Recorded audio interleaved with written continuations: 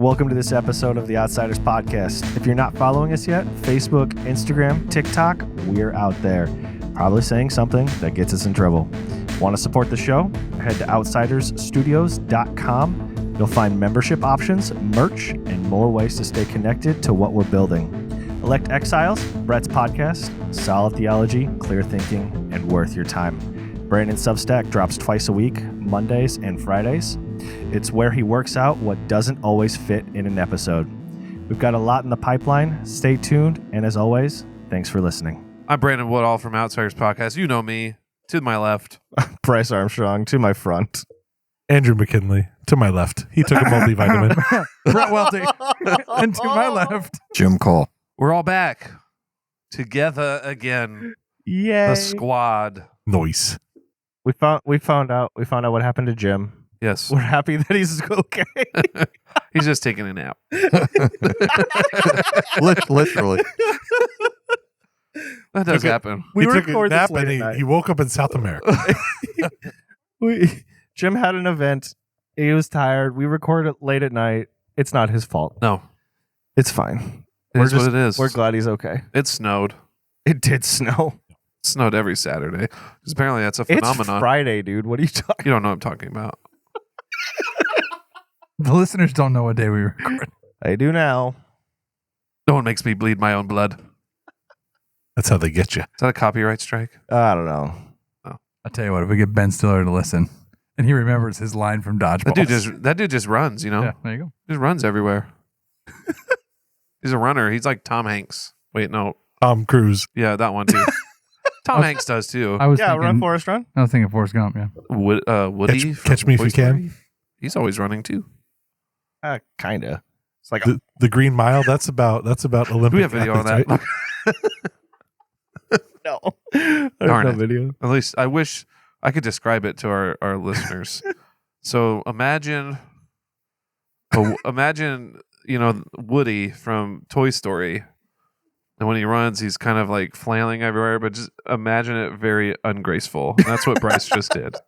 Woody is ungraceful. No, his is CGI. Oh, that's how I run.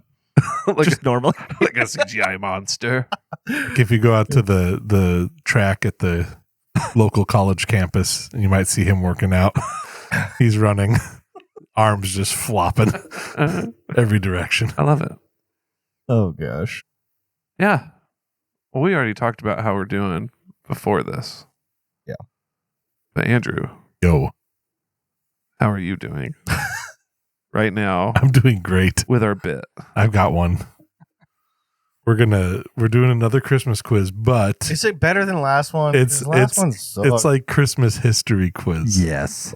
Oh, Yes. what is history? And this one, Let's find out. His we're gonna- story. Huh? I hope I'm good at this. we're gonna wander into the answers together because I got to click on them to see if we're right. Ooh, that's fun. Yes. All right. So, Hold on. yeah, Um, what's up? I'm going to put some theme music right about. Here.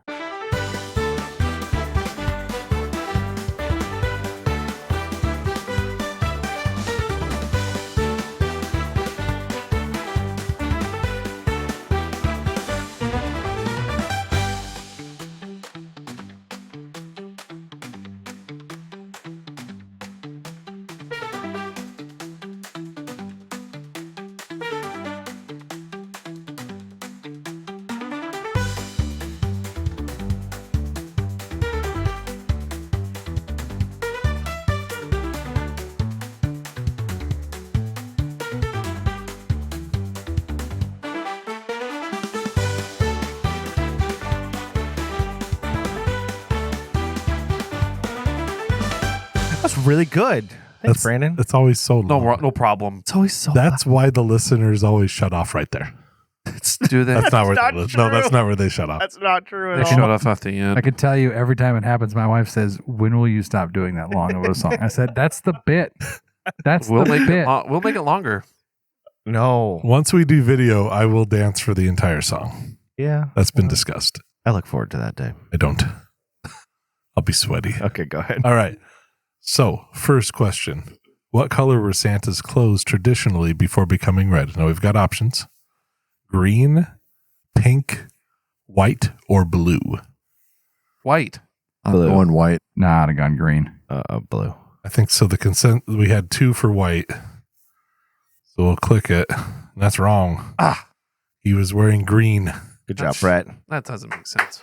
The red outfit became standard after Coca-Cola advertising Oh. took Oh over. Big my sugar. gosh. Big no sugar. way. Big Coke. Yeah. Big Coke in The the Santa we know is really like the Coke commercial Santa. Coke like, brothers. No way, Yeah. dude. That's crazy.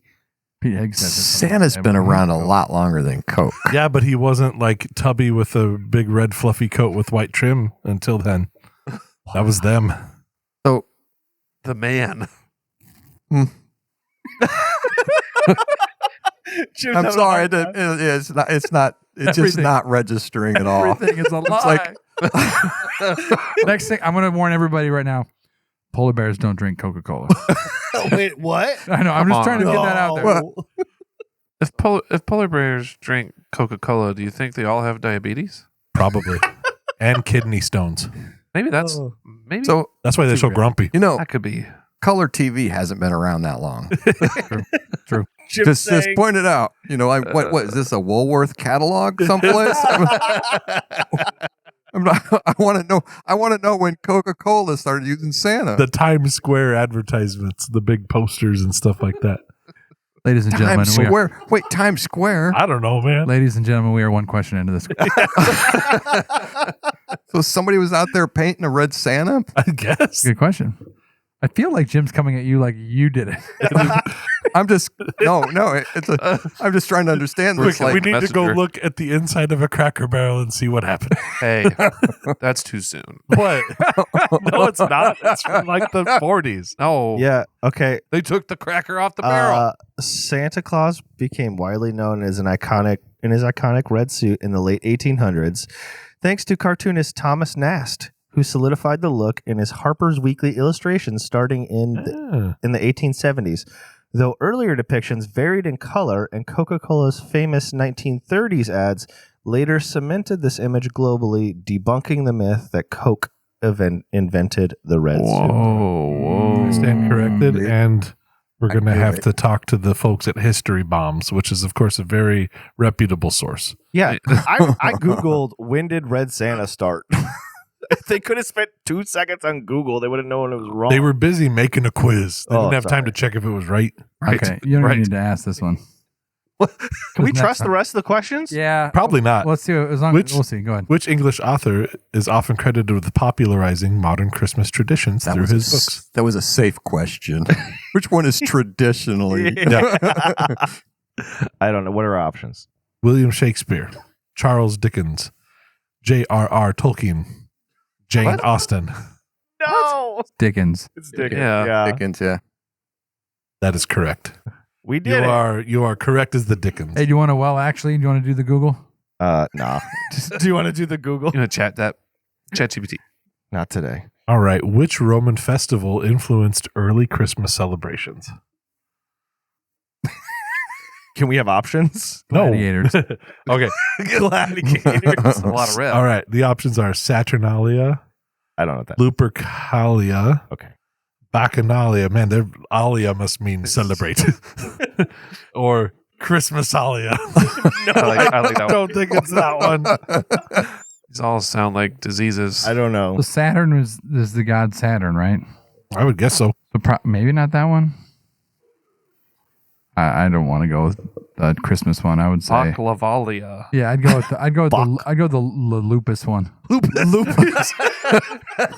Did I read that wrong? So, I mean, the Looper one, I'm thinking about how like Romulus and Remus are the brothers that started Rome, and one of them, or like they were raised by wolves or something, right? Isn't that a thing?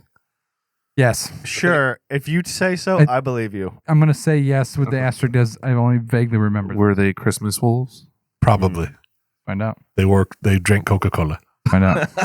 All right, we're gonna click on Lupercalia. Oh, no. Ouch. That hurt. It's Christmasalia. The Roman Emperor Constantine made Christianity the state religion of the Roman Empire. I said Christianity weird, didn't I? Many Romans weren't wanting to give up their raucous festivals. Answer Saturnalia.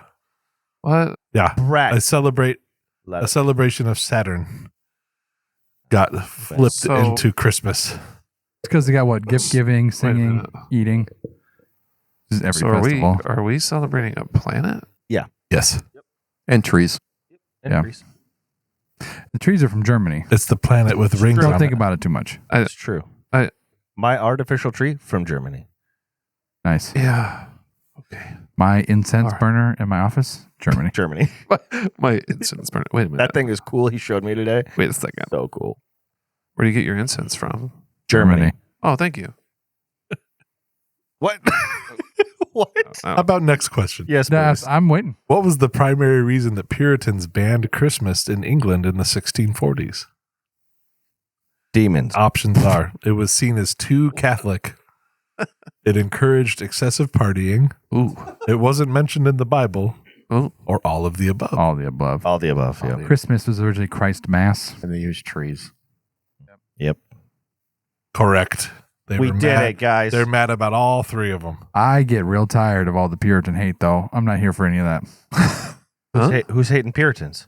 That question. Most people. Oh. It did seem a little uncharitable towards They the said, character. you're partying too much. Party animals. Get that out of your mouth. I What? feel like that's something they would say to people pretty frequently. It could be. All right. This is I don't know the parameters for this question, but it says, when was Christmas first officially celebrated? The options it gives: 25 BCE, 1291, 1728, or 336. What? Just numbers. 0. Those are all years. Are you going to go prices right? I'm gonna go One. for the BC. Okay. That's awesome. So I would say 338 is close to the Council of Nicaea, which is roughly when St. Nicholas is known. that. So my guess is 1291. I feel like it's got to go years before it becomes a thing. When Jesus was born. That's why I said 0. Fair. I'm tempted to click 25 BC because two of find you out. said it. No, Brett's answer sounds the best. I don't know. Let's go with 1291. Ouch. Oh, no.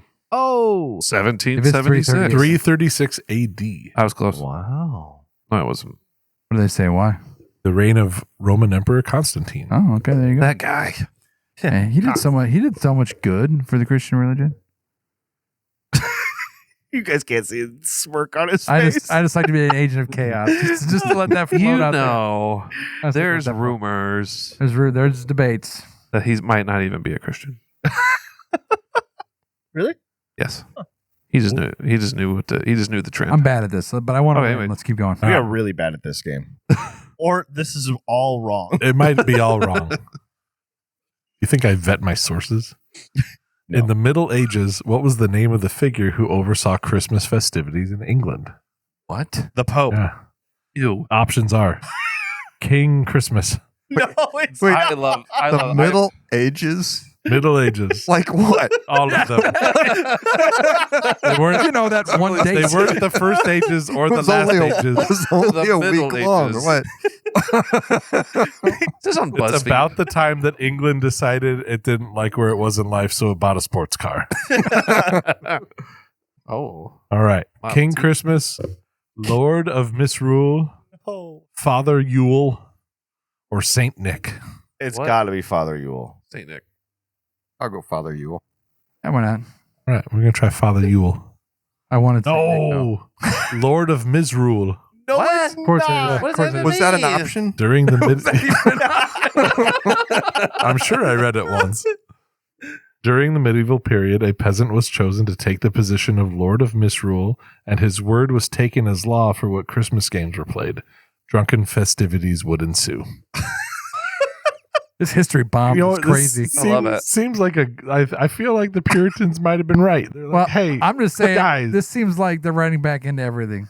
which English royal popularized the Christmas tree? Oh, that's Elizabeth. She is not on this list. Oh, that's her husband, Prince Albert. He is on this list. The other options were Henry VIII, George III, and Edward VII. Or Edward, who was married to Queen, or is it Queen Victoria? Victoria? Victoria or Elizabeth? I still think it's Prince Albert. don't really care. Yeah, you can click on whatever I'm you going to want. click on Prince Albert because Sure. no one else has said it. I don't know. That's correct. Good job, Brett. Good job, Brett. Got a couple of them right. He was the husband of Queen Victoria. That's right. Victoria. I couldn't remember Victoria. Or, I'll say Elizabeth just died recently. there was two of them, wasn't there? I don't know. Well, I thought she was the first, wasn't she? She was. Yeah, so Victoria. I'm sorry. The one from the 1800s. I get the names mixed up. Yes, you should apologize. How dare I'm very disappointed. No, she was the second. Oh, Thank you. Okay. I shouldn't feel like such an imposter. I'm out here breaking necks and cashing checks today. Queen Elizabeth I was born in September of 1533. Okay. Well, that still was off. I was thinking 1800s. That dog and I. didn't we break away from England because America's better? Yeah. I believe that's what it says at the If beginning of the there's- Declaration of Sure. Independence. I don't know how much better we really are, but In 1963, which country gifted a Christmas tree to Trafalgar Square in London, beginning a yearly tradition? The options are Denmark, Norway, Sweden, or Finland. That's not fair. They're all basically. I love Finland. yeah, I was going to say Finland. Why not? It's all Vikings. One of my favorite bands is from Finland. Denmark. Let's click on Finland. Jim? I've got two Finlands. My roots are Denmark, so we'll go with that. Man, Pick one. It I doesn't picked matter. Denmark. It is not Denmark. It was Norway. Oh, we were all wrong. Who's even from Norway? My wife. Vikings. Norwegian. She's got Norwegian in her, yeah. Oh, nice. My wife is Norwegian. Nice. I heard they have really good river cruises. I've heard that too. I'd like to try that out. Or they have rock monsters too. Or Yes. Isn't that where Nessie's from? I forget. No, that's. That's Scotland. Or other one. What do we got? Otherland. What's the next one? This is the last question. Which Christmas song became the first to be broadcast from space in 1965? Well, that implies that we went. Right. No, we went to Come on. space, Oh, not yes. the moon. Okay, that's right. That's right. Moon hasn't been real for over 100 years. Okay, what are our options? Silent Night, Deck the Halls, Jingle Bells, Joy to the World. Jingle bells. Joy to the world. Joy to the World would Joy be to the awesome, but I think it's probably Jingle Bells. Click on Jingle Bells. That cash. Oh, it is Jingle Bells. You gotta get that cash, man. That's a Astronauts. Thanksgiving song, remember? Yeah, People don't know that. Astronauts Tom Stafford and Wally Schirra aboard Gemini 6 in 1965. They played it and broadcast it back to Earth. Do you know what I know about the Gemini 7 mission? No, I don't know. What No, to but know. you should tell us. Nothing. I know it's demonic. NASA. That's a conspiracy. Shut your computer. I'm going to. Are you Like, that I'm done? I'm done. I just quit. Well, great Good job. job, guys. Thank you. Oh, that was painful. We don't know as much about Christmas as we thought we did. I'm not sure the person giving the test. Yeah. That's fair. That's a fair. That might have been like first gen chat GPT. That's Yeah, It might for be. real. I'm just learning. Just gonna say things. It's just hallucinated completely. I might have, But again, to our British listeners, we do appreciate you. You might not hear what I said, Thank you for Canada. You're probably not going to hear what he said. but we heard it. Let's just keep leaving breadcrumbs about England the whole time, so Bryce has to decide: do I okay. cut every time? Well, hey, we are in our third part of the Beatitudes, but we're calling this one, was it? Let me see here.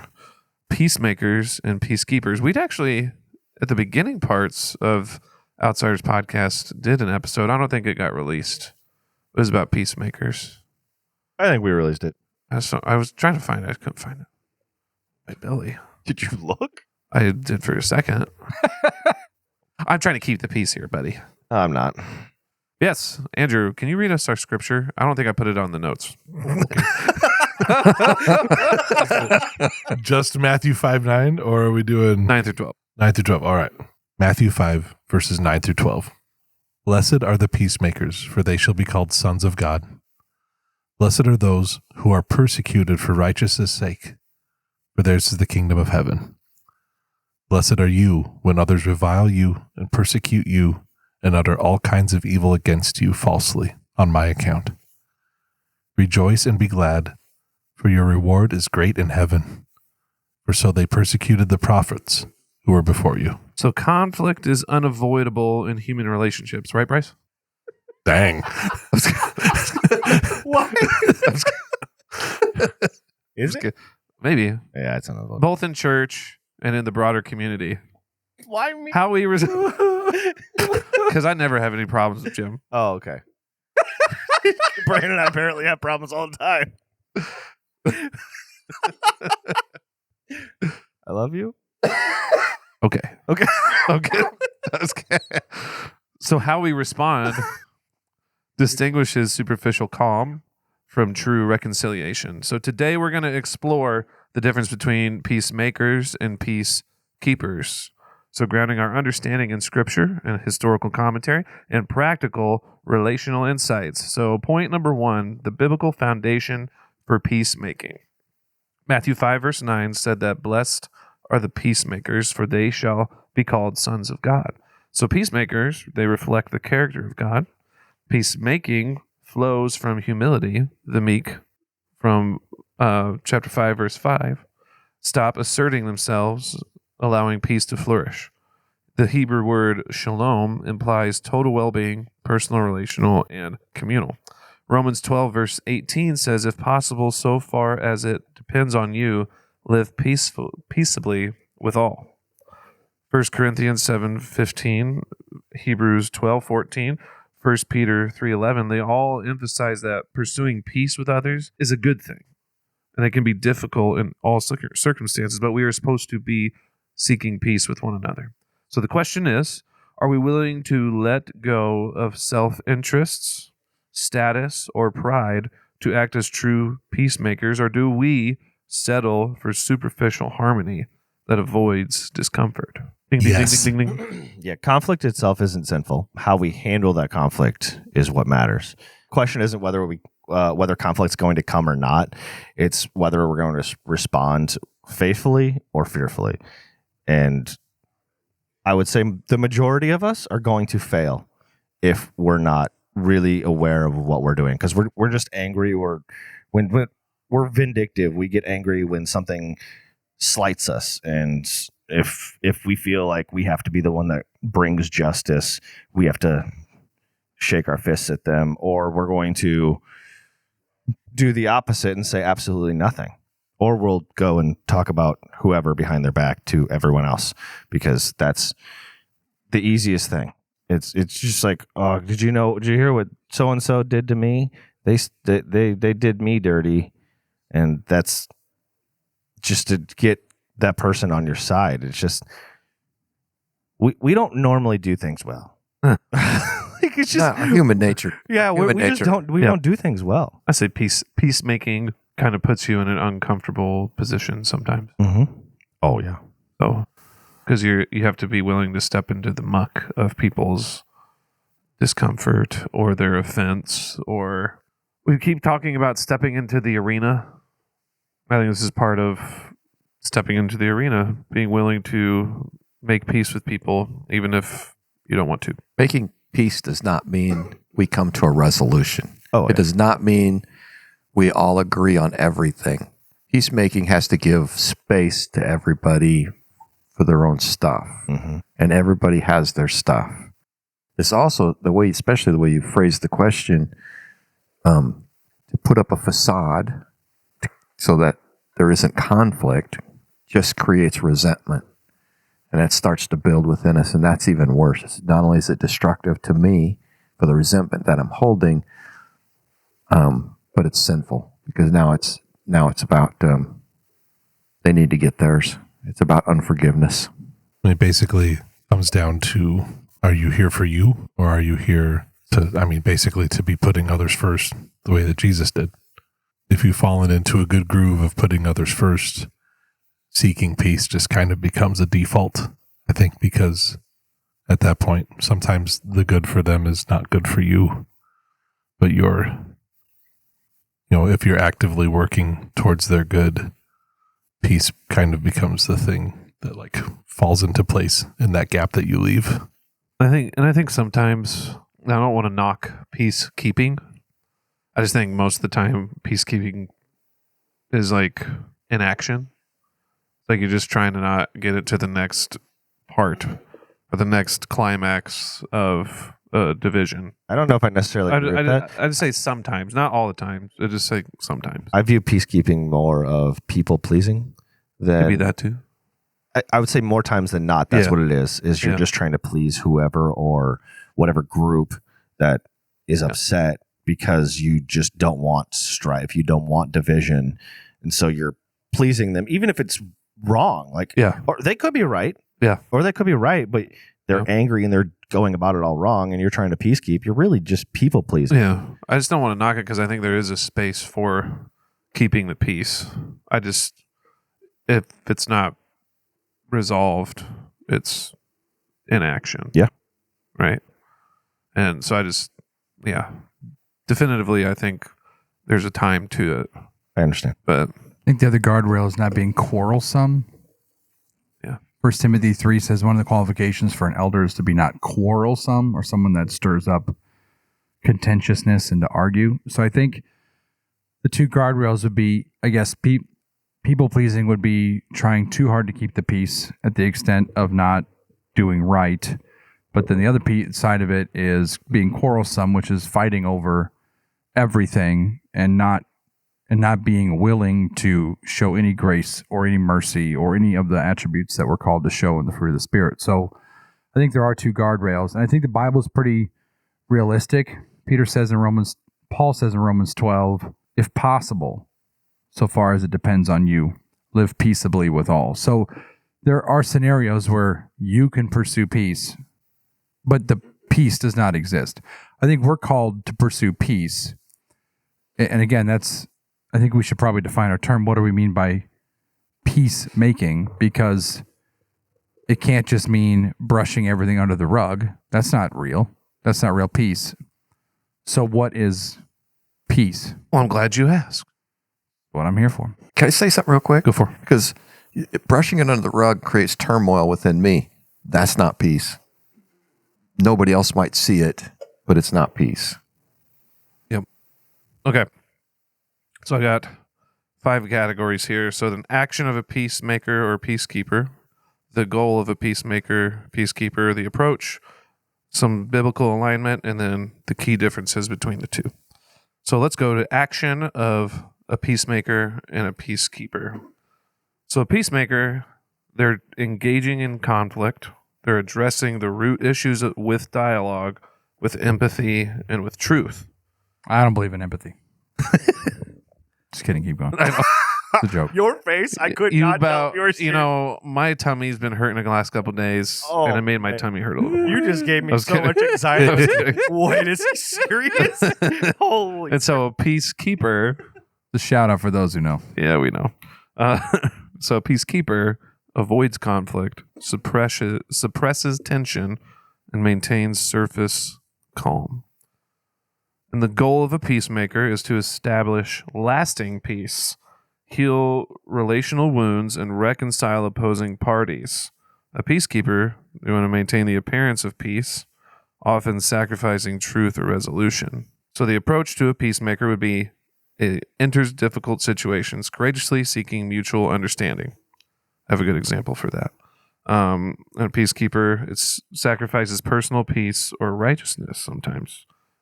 Fear of confrontation. So here's the biblical alignment for a peacemaker. It reflects God's character and the call to peacemaking. A peacekeeper, practical avoidance, may stabilize temporarily, but is not a biblical mandate. And then the key differences between the two: peacemaker builds peace from the inside out, tackling the source of the conflict. And a peacekeeper puts a lid on simmering issues, creates fragile, temporary calm.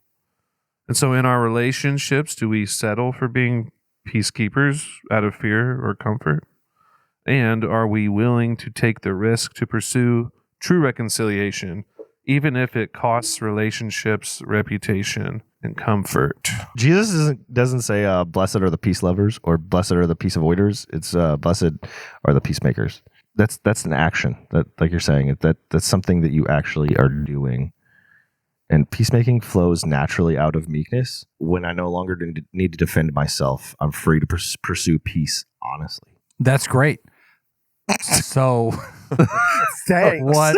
No, I mean, no. It's like no. I'm just thinking. I agree with everything you said, Bryce. That's not the point. No, I know. What I'm saying I'm is, just kidding. so like, what does it look like? So what I'm Yeah. thinking about is what is peace. So peace is a fruit of the Spirit. Jesus says that he will leave us his peace. Ephesians 4 says that Jesus is our peace. We're seek to be peacemakers, literally peace doers. Like that's what that word is. So we have to be doing peace. And so it's not just a state of mind, or is it just a state of mind? What is peace? This is a really hard one because honestly, there's a lot of things in my head right now that I really can't parse out. Like, was Jesus pursuing peace when he said, "You're filled with you look like whitewashed sepulchres, but you're filled with dead man's bones." You follow what I'm saying? I mean, there's a strife Taking there. shots at Pharisees, yeah. Yeah. So I mean, he turned tables. That didn't seem very peaceful, but somehow Okay, it was. first of all, Jesus is not a DJ. He flipped tables. That's what I said. You said he turned tables. And I'm not letting that As go. in how the How the turn tables. Okay. I'm sorry, I couldn't let And that so go. I'm sorry. bringing this up because I mean, if you're out there in the real world and you're having a conversation with somebody and you try to, talk about this, that's going to be coming back in your face. I think that his actions were for the sake of basically everyone else there who was at the time under the authority of the Pharisees. I think what he was seeing is that these people are not safe to be left in charge and to be left with the amount of respect they have, and I need to bring them down for the safety and peace of the people around me. I think he was pursuing peace by removing a danger to their souls. I would say peace never supersedes God's glory. And Jesus was there for the will of the Father. Yeah. For the glory of the Father. So yeah, so we again, I think somebody said something about what did you say? Remember. I do. Give me a second. I should have taken a second multivitamin. comes as quick as it goes. Well, in response get in here. to what Andrew said is Jesus really is looking at the bigger picture, right? And I think when we let little indiscretions slide, we're not looking at the bigger picture. It's kind of like even when you're raising kids, those little indiscretions probably need to have discipline attached to them, or you're going to have a way bigger problem down the road. If there's always this bigger picture. So then what do you do with the text like love covers a multitude of sins? Well, we're also called to discipline. Okay, so taking the kids out of it. I mean, Yeah, so yeah. I mean, No, maybe this that's is a little good. different. But again, if we're trying to No, even church discipline is still part of. I'm not talking specifically just kids. Yeah. Church discipline's a thing. Mhm. Like discipline is not just for children. Discipline Right. is for everyone. Sure. Like you do something wrong, you should be disciplined for it. Right. And But what I'm saying is love covers a multitude but is of discipline? sins. I think- Are you saying discipline isn't love? Love covers a multitude of sins. I understand. It is a glory to overlook the offense of a brother. Okay. Yeah. All right. That's what I'm asking. Like Yeah. these are legitimate sins. Yeah. Yeah, as I'm going to use the parent again because out of love, I'm going to discipline the child, right? So I agree with you all, by the way. I know. I know. No, but it's a great question, and so there is still this confrontation, and there still is stepping into it as what this question is really asking: are we just letting things slide? Or are we stepping into it? And at the same time, if we want the real peace, I have a personal story that I would love to tell, but I got to be careful because there was a conflict with a person that's a very good friend of mine, and that relationship got broke, and it required to get it back to normal. It required laying down some pride on both sides and stepping into it. Now we have this great relationship, but that peace, that love covered a multitude of sin on both sides, and that's necessary. Yeah, I'm just saying I agree with you, and I just am throwing it out there because on some level, we can't put love and peace at odds with each other, right? Right. But we also can't say that church discipline isn't a thing or disciplining our kids isn't a thing. So I guess I think the point I'm making is it's probably a spiritual thing that we need wisdom from God to know when do we make peace and when do we not. I mean, I'm just thinking in my mind, like, peace is always the goal. Even if you're correcting somebody, disciplining somebody, confronting somebody, the goal is true and lasting peace.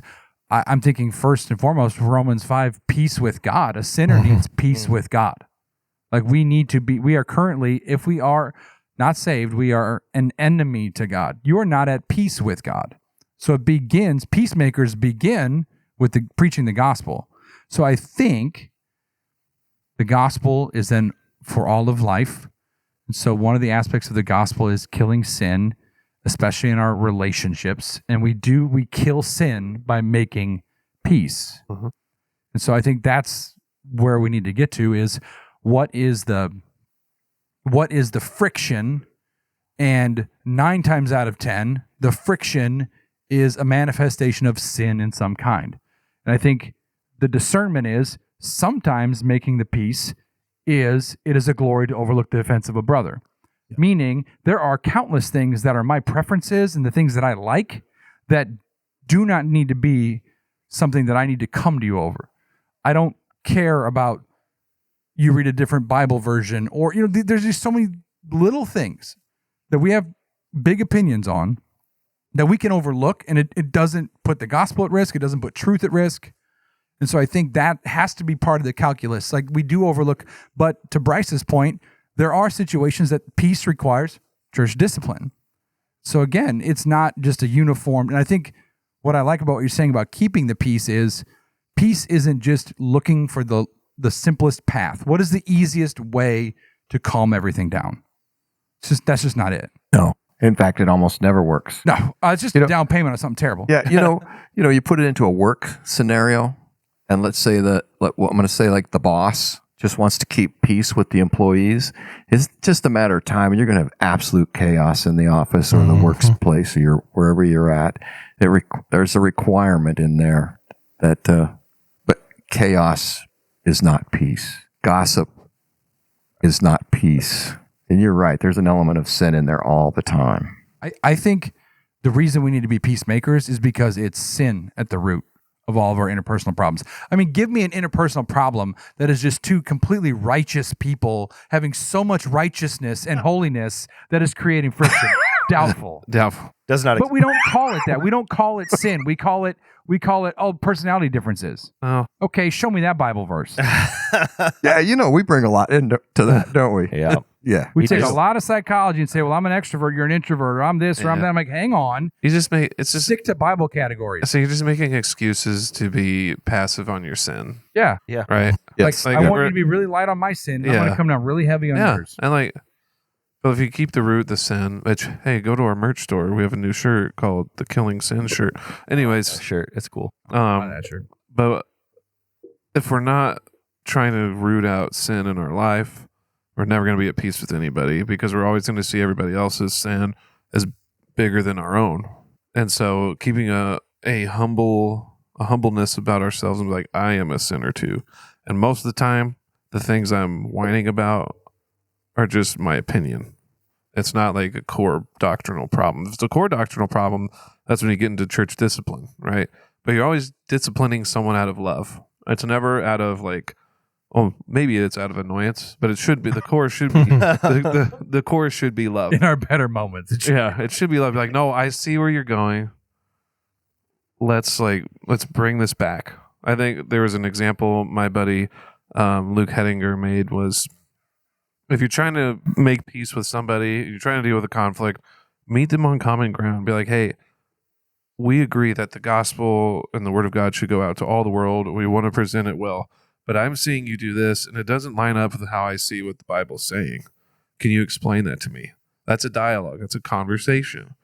And that's where it starts. It's not about, let's go tell everybody else first, and then we'll talk to you about it. And that's not accusatory. Yeah. We're not stepping into it with our sword drawn. No. And I think that's important. A peacemaker we'll have no weapon. We'll have the word of God, but that's because we love the word of God. We want to present the word of God well. We want to be like, hey, this isn't lining up to your actions. Let's figure out where you went. Let's do this together. Yes, and it's going to take time. Like, it's not going to be right away. Sometimes it can be right away, but most times it's not going to be right away. Like, you're going to have to sit with this person, and we're going to have to figure this out, because it's peacemaking, right? Yeah. It's actions. I think it's important. We need to learn ourselves. In other words, I know that I have a button. If you push it, I'm not going to respond well. What is that button? It's a secret. I want to avoid it. What Let's is it? just find it. And so knowing myself when that happens, that I can't do anything, because if I get angry, I'm about as smart as a chair, and that's just not good. It's not good. So I need to not do anything. So I needed to be a peacemaker. There are times I need to do nothing. And I think also it's a discernment thing. Like, if one of us offends another one, addressing it here at the table is probably not the right move. We take a deep breath. We wait till afterwards, and we can face to face. And I think that's another thing is not I'm not going to talk to Brett about your issue. Don't air it out. Right. Yeah. I've got a lot of them. But I think that's why, like, interventions at the root of it don't really do anything. They just rage bait. You're getting rage baited into, like, reacting rather than dealing with the problem. Usually, if I'm in sin and then maybe my blinders are on towards it, it's not this gang of dudes comes up to me and, like, accuses me. It's one person saying, "Hey, I noticed this. Can we talk?" Yes. That's how you do it. We have tiers of when we're supposed to present people towards the congregation, but it's never the first tier. I think this holds true. I'm gonna take at work versus home. So things happen at work. I want to talk about them at home. Okay? But if I'm going to talk about them at home, I need to have the courage to face it at work. Otherwise, it's just going to build resentment within me, and vice versa. So even though I'm not gossiping at work amongst the other employees, but I'm doing that with my spouse, I know it's going to end there, but it don't make it right. And I'm not being a peacemaker. All right. That's a good word. Way to kick me in the teeth. About how I handle stuff, like work-related stuff. I mean, I don't think about it because it's like, I can vent this to somebody and they'll hear me. That's usually how a problem starts, is you vent it to somebody and they hear you constantly, and then they take your side or they justify it, right? And which it isn't Then good. we're not looking for what's right. We're looking to win Yeah, at that point. A fool gives full vent to his spirit, but a wise man quietly holds it back.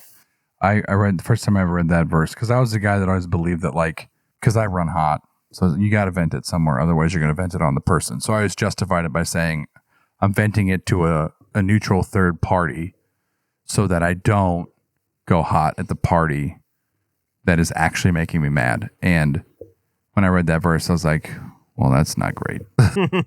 That's like, I thought venting was what you did. And so, and it's, I mean, I know for you guys, but for me, it's still very hard. Like, Yeah. I run so hot. I get so wound up. It's just so easy for me to just be like, oh, it's so frustrating. And I can get that way. But again, it's something you have to take it to the Lord. I mean, because if it terminates with yourself, it's just going to be like that little worm, and you're just burning to, you got to take it somewhere. You can't just carry it. It's a lot rumor like, weed. yeah, like the rumor weed. Yeah, exactly. Yeah. Yes, it's true. I'm a rumor weed. Woo hoo hoo. You know, back in, I wish I could say currently, but I have to say back in the day.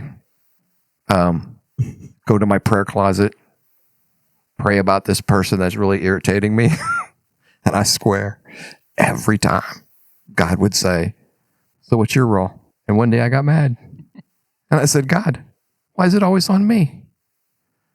And what He impressed upon me was that I always have a role. Is there anything that we can't take responsibility for in our spiritual lives? Like, so you're saying that, and I'm thinking to myself, when it comes to being a peacemaker, like as Christians, we should be running towards that. And again, I think of it's later on in the Sermon on the Mount where it says, if you know that your brother has something against you, leave your sacrifice on the altar and go and be connected. And I just think passivity in the Christian life breeds sin. We can't wait. We can't stop. We can't tread water. We can't say, I'm going to be mad at that person until they come to me and make peace. We don't ever get that luxury. We don't get the luxury of saying, because I'm remembering, right, that text about leaving your gift on the altar, I think the implication on that text is knowing that you're the one who is at fault.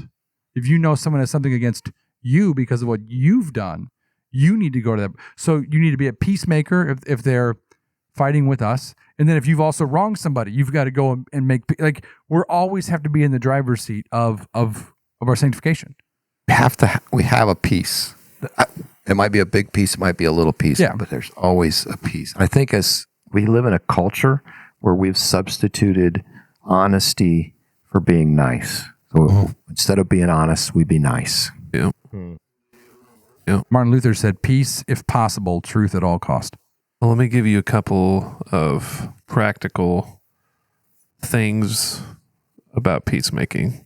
And then I want to jump into the being a peacemaker under persecution as well. But let's do this first one real quick. So peacemaking in practice, so we're motivated by meekness. So humility enables peacemakers to judge fairly and act impartially.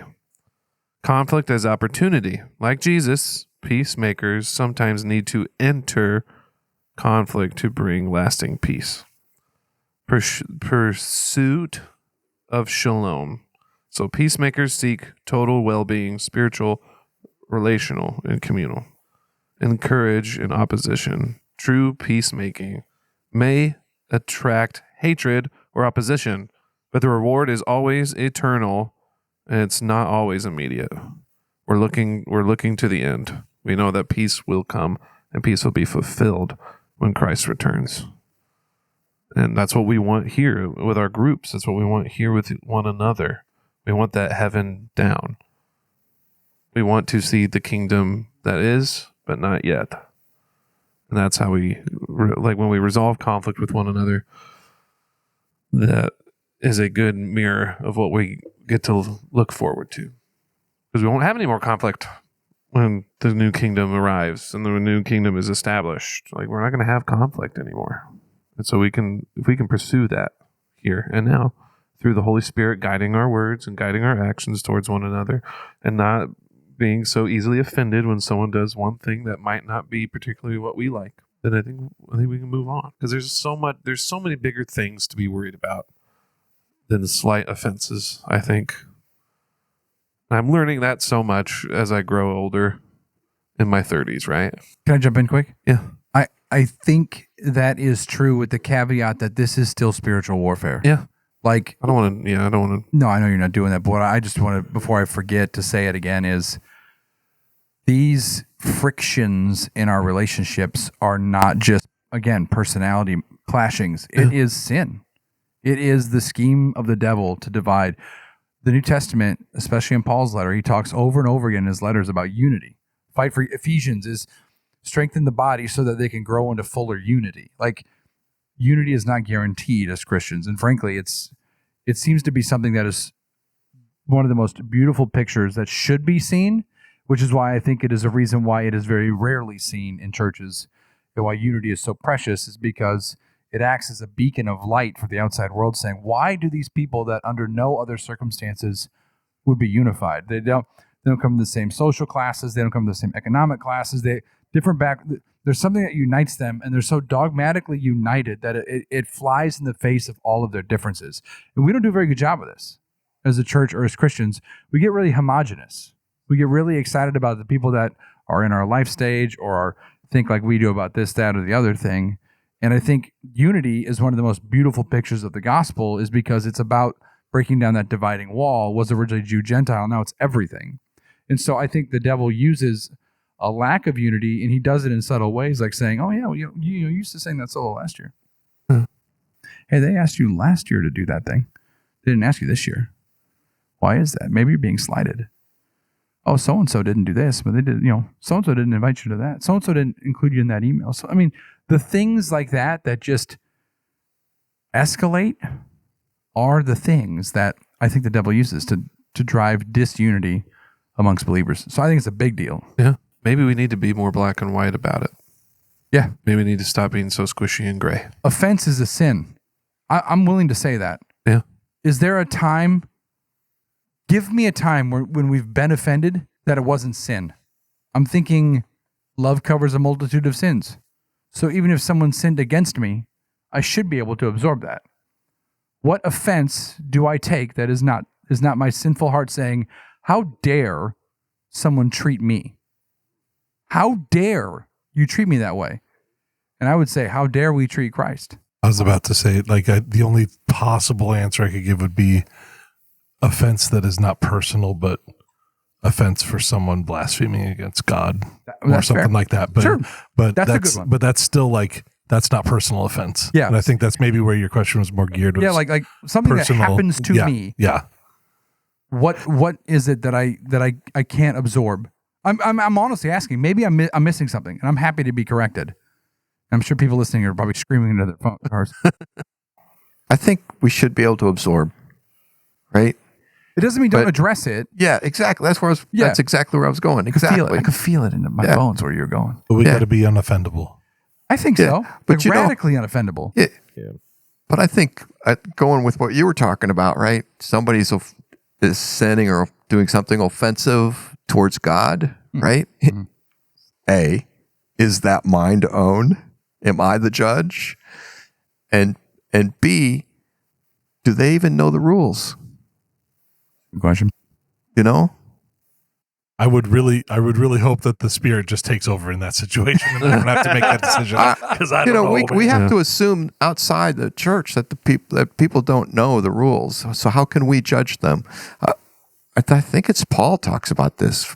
Inside the church, we're supposed to judge one another to a point, like fruit inspecting, essentially. Yeah, and we should keep the peace in the process, right? Mm-hmm. But when it comes to outside the church, we shouldn't judge anybody. More of a mercy mission. Like they need to be saved. They don't necessarily know what they're doing is exactly.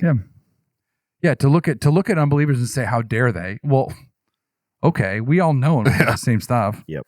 I get yes. I think we get too triggered by things that go on outside of like our church culture or like our Christian culture, because it's like we expect, like you said, non-believers to just fall in line, buddy. You can't do that thing. Like the whole war on Christmas thing. I'm like, what are you talking about? They just see it as a way to make money. Yeah. So if you just look at it that way, like, yeah, we're not gonna line up on this. Yeah, our morals aren't the same. Yeah. There's no way we're gonna line up. And most time offense, it's usually not personal. Like we make it personal. Like say if I got a text message or I didn't get a text message to go fix the air conditioner at church. Like why didn't they call me? Well, you don't know how to do it. So why would they text you anyways? But I could figure it out. They should have texted me first. Please don't text me to fix it. No, I was just that's how we work. That's how we work. We build this thing up where we're like, I should have been a first call. I'm a top tier guy. Because I am so dumbfounded at how many stories I tell myself, right? Of like how good I am, And so I'm sitting here like reeling. I'm like, I can't believe that this and it'll be like, hey, we need some help. They should have asked me first. And I'm like all the way down on this other side. Like I am the savior of the sidewalks. Why is no one calling me? Hey, they sent an email out. Well, I'm not going to do it. You can sign up. I don't want to do it. I need to be asked personally. I will not sign up. No, it's just like personally, yeah. It's not like a lot of things aren't personal, right? People are just like, hey, this thing needs to get done. You're not the savior. You might not be meant to do something. That's okay because you shouldn't think you should do it all. Also, like no one's thinking about us. No. And everybody that offends you is probably because they're thinking about their own stuff. Like we just need a heaping dose of reality, which is like no one is thinking about me. And if they are, that is a very boring 30 seconds. And then it will go away. And we all do it, right? We all think about other people in the orbit of how does it relate to me? We are just built that way. We're built selfish. That's just what we are. And I think one way that we can overcome taking offense is just remembering that, like, they're just not thinking about you. Huh. Which is why it's such a breath of fresh air when someone does think about you. So then here's the idea. Then you think about other people. Be that person, because you know how good it feels when someone thinks about you? It's a very easy thing to give. Yeah. Which is why it's so incredible that Jesus says, love your neighbor as yourself. Could you imagine treating somebody at the level that you preserve yourself? That is an incredible gift. Oh my gosh. I mean, right? that person is like You can- living the dream. You cannot believe how much grace I give myself. Oh man, I low key walk on water over here. Okay, like, yeah, I mean, I'm like about this close to like where I need to be. Yeah, 100%. But that guy, I mean, those sins, how could they? How dare they? I just want to bring something up and then we can move on. But at the end of the day, we all aren't that intelligent, right? That really. Now I'm taking offense. I'm like, well, you're in sin. Are you thinking about me? No. Are you mad at me? No, it's me. Like, we're not, Okay, make your actual legitimate yes, point. but, Sorry. like, 'cause, like, this is a big cultural umbrella here. We on the headsman's block, and he lifts the axe, and we're like, "Are you mad at me?" This isn't personal. Yeah, this is the job. But like we look at these cultural things of like this small group of people has been planning something for their entire existence to take over the world. And then you're like, they can't even freaking figure out how to use an app on their phone. What do you mean they're trying to take over the world? Like it goes from like a one small thing, like I don't agree with these people, to something so outrageous. And that's what happens to us personally. We take one little thing like, man, they bumped into me. And now they hate me. They want me dead. They want these things. Like it can escalate if you're not. Is that where your brain is? No, it's not where my brain is. But Okay. I'm just saying like it can escalate I understand. to that level, which is crazy. Like when you start saying stuff like that, you're like, where did I go? Yeah. Where am I at here? Like then you're ticked off. You resent that person because of something you made up. Mm-hmm. And 90% of the time it's made up. I want to jump in. I think a practical way to be a peacemaker is break the silence. Because I think what you're saying is what we all do is when we don't know, we build the narrative. It will never not go unsaid. It's just, will it be said in truth by the person that actually knows what's going on, or am I going to make it up in my head because I don't know what to think, and so I'm going to say, oh well, Andrew didn't text me back after I texted him 2 times the songs for this week and next week to say thank you. That happens So obviously, a lot. Sorry. I mean, and I'm not Very offended at bad all. at texting. Yeah, I don't care. I legit don't. You care. know what? I texted him the other day or today. Oh yeah, we need to hang out. Yeah. Yeah. I'm sorry. I'm sorry. I said we need to hang out one-on-one. I read texts at work, and then work happens. And Brett doesn't and even I text me forget. back. No, I don't text you back very often. I'm so terrible. bad at it. Yeah, no. So, but here's the bad. thing: we I'm all just- have enough. Open thought here. We all have enough social capital that we can all absorb that and say, well, Andrew is not offending me, right? I know that. I mean, I'm hopefully not offending you, but I am not offended about that because I know Andrew and it doesn't bother me. But the spiraling can happen quickly when he doesn't respond to that text. It's like, did I say something that offended him? Did I say something that I shouldn't have said? Why did I say that? Why? What? So again, I think one way, just by God's grace, I've been able to be a peacekeeper. Just don't shut my mouth.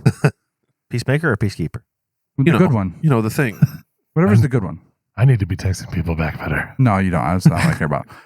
Yes, I probably do. I'm still. really bad at texting. That's on you. Yes. But I think breaking the silence is the first step to peacemaking. Yeah, I got you. Peace. Yep. So let's move on.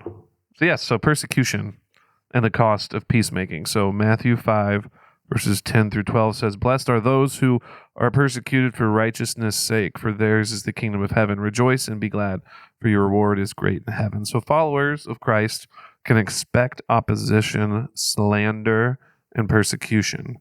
True blessing comes when suffering is for Christ's sake, not for folly or sin, which is from 1 Peter 2:19-20. Opposition to the righteous has existed from the very beginning. For example, Cain's murder of Abel. And it continues throughout Scripture with those who faithfully follow God. Jesus models the ultimate peacemaker, entering conflict courageously, confronting evil, and reconciling humanity to God through the cross. John Chrysostom says, "Blessedness requires persecution for Christ's sake and based on false accusations. Otherwise, suffering leads to misery." And so, when peacemaking brings ridicule or persecution, are we willing to rejoice as Jesus instructs? Or do we retreat to comfort and safety? Yeah, comfort. I want to be comfortable. I don't want to be uncomfortable. I do not want to address the conflict because that means I might get called out on something. I might have done something to offend this person and I'm going to have to reconcile with that. I'm going to have to hold that and be like, yeah, I did say that. Or yeah, I did do that. And I wasn't thinking of you. I was thinking of myself. Do it with my wife all the time. Right? I've said multiple times I'm a gaslighter. And I have to reconcile with like, hey, I did say that because I was deflecting. Because I hate myself and I'm taking it out on you. That's what I am doing right now. And my therapist, Bill, said, every time you feel like you're going to do something, be like, well, what about me?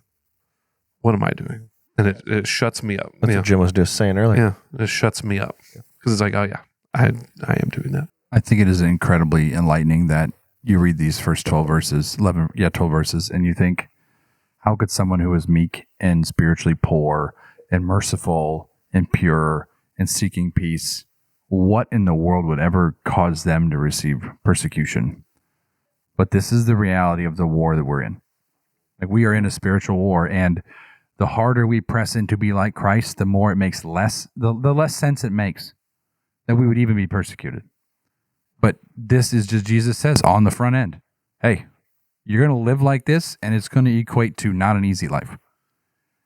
Which is why I think he says, like, count the cost. Like, you got to count, because this is what you're signing up for. This is what it means to be a follower of Christ. You're going to have some of the greatest, you will be truly blessed, but it's going to look nothing like what you think blessedness should look like. And the harder you press in, the more potential you have to be persecuted for it. If they'll kill the prophets of God, what do you think they'll do to you? If they'll kill God. Yeah. Killed God. Yeah, being hated for peacemaking doesn't mean that you failed. There you go. Uh-huh. It may mean you were faithful. The Lord is calling you to do this thing, and just like you guys said, he was killed for it. He was murdered on a cross for the sake of peace, for the sake of dying for our sins so that we can live in glory. And that is so much more than we will ever have to endure, at least here in America. If you have peace with God, you can endure any chaos in the world.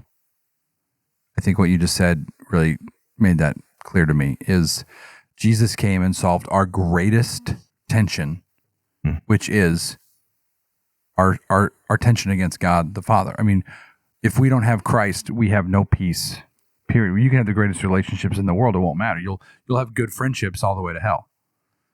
I mean, so Christ handles the main thing, so then we can handle the lesser thing and make peace with the people around us. But even when that doesn't work out, if we have peace with God, which he freely offers through the gospel, we can endure it. I do struggle with this a little bit. This is what persecuted for righteousness' sake. You know, and I struggle with it on the Christian side of it in the world, because I've spent my entire walk with Christ sharing my faith with people around me. And I cannot remember a time that I've ever been shut down or persecuted for it. You know? And I've had a lot of hard conversations. And in saying that, in the workplace, I've experienced coming in the midst of chaos and saying no, as being the person that's the management person, saying no, we're not going to allow this chaos, and start to change things to create order, and got heavily persecuted in the midst of that on more than one occasion, actually.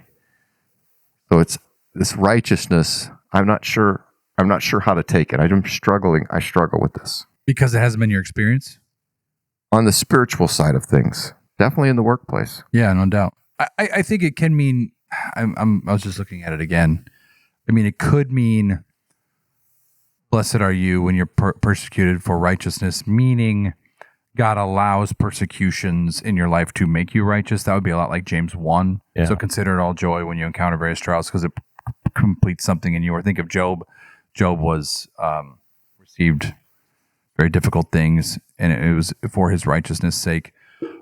So it could be that. So it could not necessarily. It doesn't have to mean that you will be persecuted when you're doing righteous things. But I think if you look at James, you'd say it could be that persecutions are generating righteousness in you. But then you could go to 1 Peter and you could say, well, suffering for unrighteousness is not beneficial, but suffering in spite of your, as righteous, like against a wrong boss, or whatever. So I think you could go either way on that. Is the whole point I'm making, is it could be either one. And I think you're right. I mean, what I would just say is try it. Try and share your faith and tell me how much persecution you get. It probably won't be as much as you think. Well, if I come in with both guns drawn, Yeah. probably will. Yeah, but if you do it in love, Yeah. Do it in the love. way we're supposed to. Yeah. Yeah. You don't need to come in guns a-blazing. You don't need to come in saying, well, guess what? You're dumb. This is the right thing. I don't care what Kirk Cameron says. You're going to a place that's going to be a long time. Forever. Get saved. I think persecution ultimately brings sanctification in us, Absolutely. Yeah. right? 100%. That's great. So the more we get persecuted and we rely on Christ and we see that God is in the center of that persecution, I think the clearer our vision is of what righteousness can be. I agree. It's good. Good to be persecuted for your faith. We should not glorify it No. like people do, but when it does inevitably come our way, we know that God has grace for that moment for us to handle that moment. So peacemakers are rare because true peacemaking is costly. It requires humility, courage, and the willingness to suffer for righteousness' sake. Yet Scripture promises that those who engage conflict for God's glory rather than their own comfort will be blessed as sons of God and bear the eternal fruit of lasting peace. And so completes the Beatitudes. Next time on Outsiders Podcast, that's some music right there. But Oh, it sounded so much like Seinfeld. yeah, we're going to be talking about work. And the first topic of work, we're going to talk about fatherhood. Because I think when I was looking into doing a little bit of a topic on work, usually you learn how to be a worker or you learn how to be a man from your dad. It's your first influence. I think it would be nice. Sadly, there is a epidemic of fatherlessness, or absent fathers. Or emotionally absent fathers. Yep. And we're going to talk about it. Yep. And then we're going to talk about how work is a good thing and is not a product of the fall that we have to work. God intended us to do work. Yeah. Any final thoughts? Any plugs we need to worry about that aren't told? Hair plugs? Yes. I need That to. link for that Logos Bible software. Yeah, go click get on it. You're going to absolutely love it. Buy it. I believe you get either free month or 2.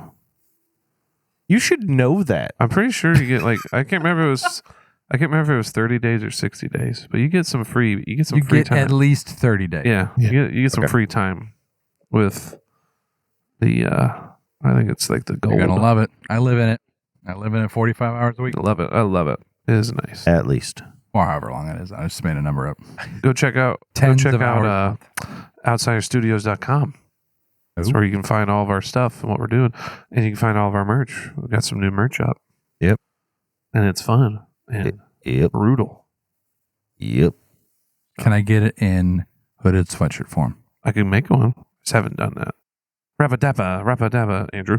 Father, Son, and Spirit, give us a heart to care for those in the margins, to show grace to those who are difficult, and to love all we come in contact with. Amen. This has been Outsiders Podcast. We'll see you next time. Thanks for listening. We love you. Bye. Bye. Seinfeld.